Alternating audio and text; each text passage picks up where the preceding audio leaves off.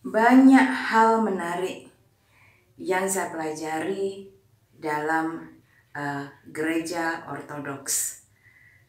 Jadi ini adalah pengetahuan bagi jiwa saya yang memberikan pencerahan ya dan kekuatan bagi jiwa saya dalam menjalani kehidupan ini. Dan di sini juga berbicara tentang wahyu sejati. Istilah wahyu sejati itu saya dengar dari pengajaran-pengajaran Jawa saja. Dan saya menemukan wahyu sejati itu sebenarnya yang sebenar-benarnya adalah seperti apa ya?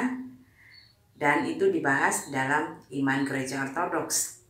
Apakah ciri mendasar dari wahyu yang sungguh-sungguh sejati? Senang sekali bisa berbagi sedikit pengetahuan ilahi dengan Anda semuanya.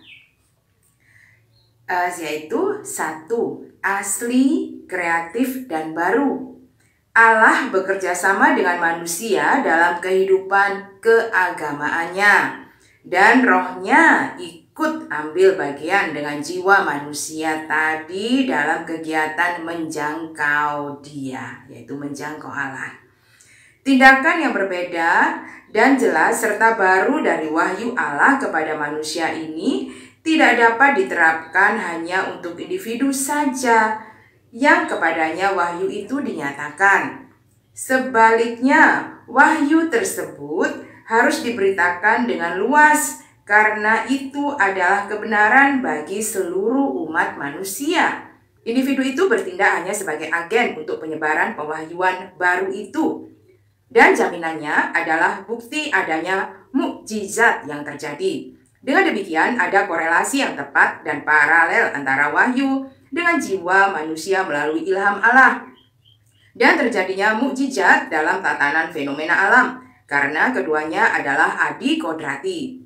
2. Konsistensi diri. Setiap pewahyuan baru berfungsi untuk menjelaskan dengan lebih baik dan untuk menyatukan isi dari kebenaran yang kudus itu.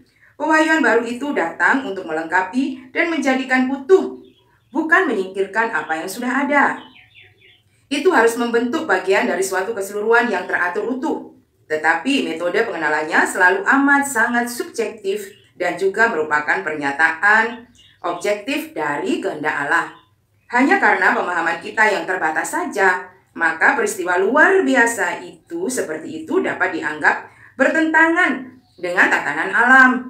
Istilah alamiah dan adi kodrati, akali, dan superrasional hanya berkodrat relatif dan diciptakan oleh manusia dengan pengalamannya yang terbatas dari ruang lingkup keberadaannya yang dapat diukur.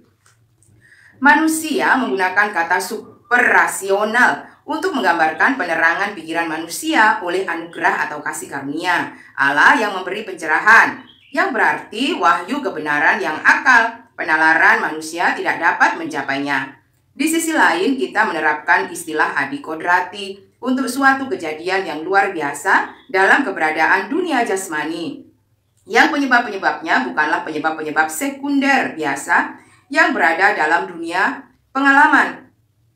2 bidang alami dan adi kodrati, akali dan superrasional, secara logis membantu dan secara sah bermanfaat karena keterbatasan dan keterukuran dari jangkauan pengetahuan kita. 3. Karakter positif. Wahyu ilahi memiliki ciri khas perkembangan yang bertahap dan secara pelan-pelan makin progresif atau menjadi jelas. Perkembangan ini tidak melanggar finalitas atau karakter positif dari wahyu apa saja sebelumnya. Setiap urutan langkah dalam proses tersebut dikondisikan oleh kehendak ilahi dari Allah yang menetapkan sebelumnya urutan yang tertentu dari pencerahan bertahap yang ada dari pihak Allah, serta tanggapan, penerimaan, dan penyesuaian yang ada dari pihak manusia. Hubungan keduanya berfungsi secara semestinya. Melarang penolakan akan mendengarkan pewahyuan baru dengan kepatuhan yang terlalu literal pada bentuk yang tertulis dari wahyu yang sebelumnya. Pada saat yang sama, hal itu mencegah suatu evolusi yang tidak teratur dan tidak terkontrol dari suatu perkembangan yang tak terilhami dan tak selaras dengan hal yang sudah diketahui sebelumnya melalui sarana isi yang sudah baku dari wahyu masa lalu. Puji Tuhan, semoga memberikan pencerahan bagi Anda juga. Tuhan memberkati.